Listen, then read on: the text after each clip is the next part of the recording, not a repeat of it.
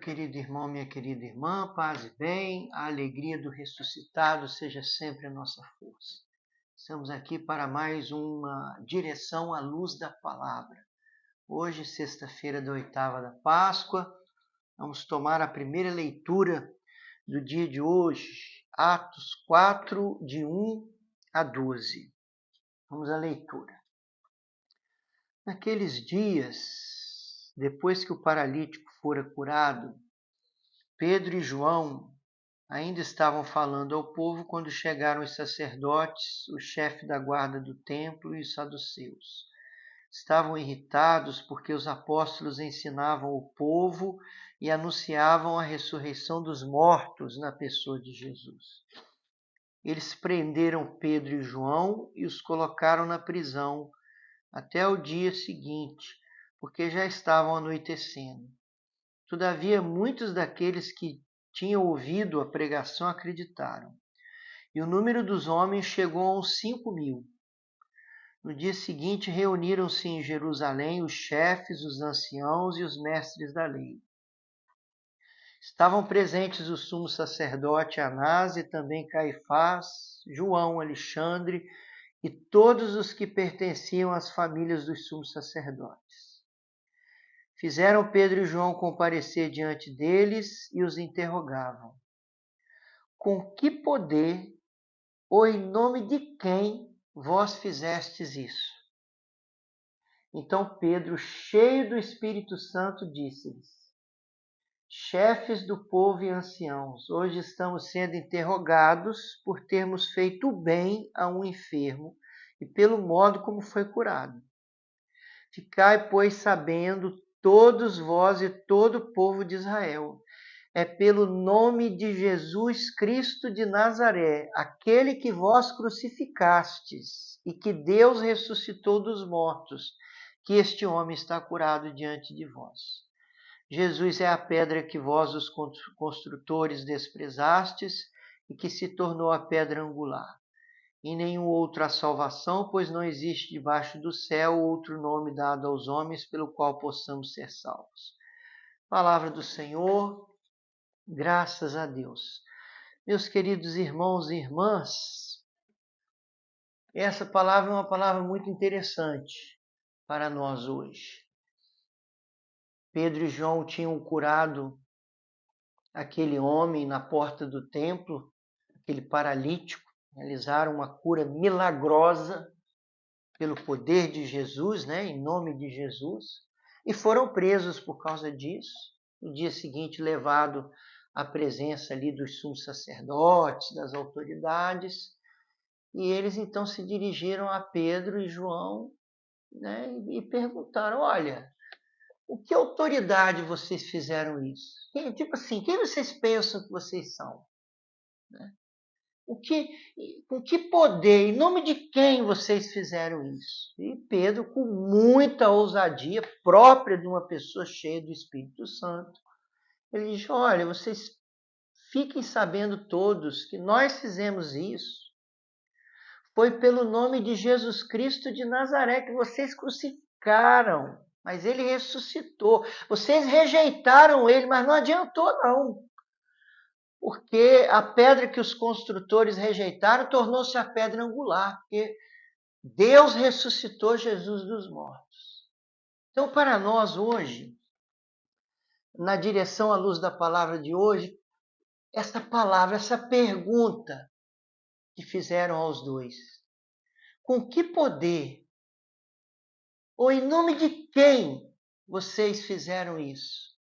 Meus irmãos, nós temos esse poder. O poder com que aqueles dois curaram o paralítico, nós temos esse poder, recebemos no batismo. Claro que não é um poder que vem de nós mesmos.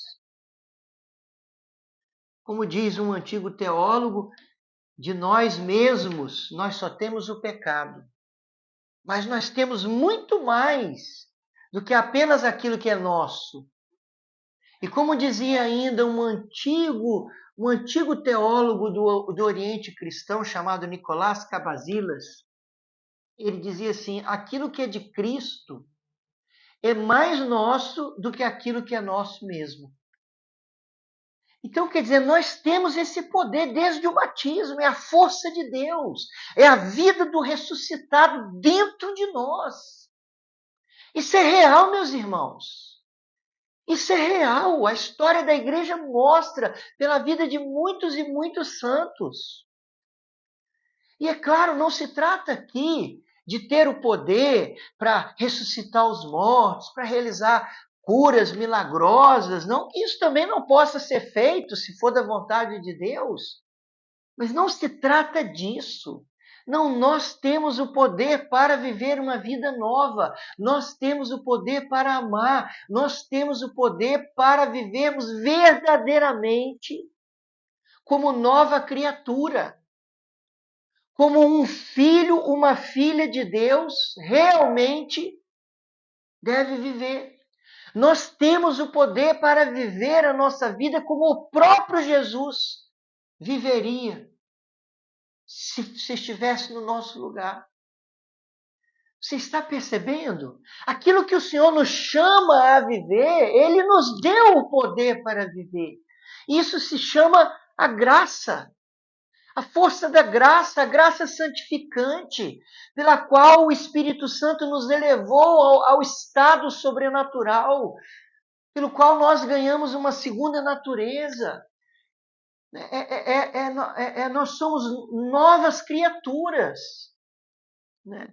Mas você que está me ouvindo e eu que estou falando, nós precisamos acreditar nisso. Não adianta só você saber.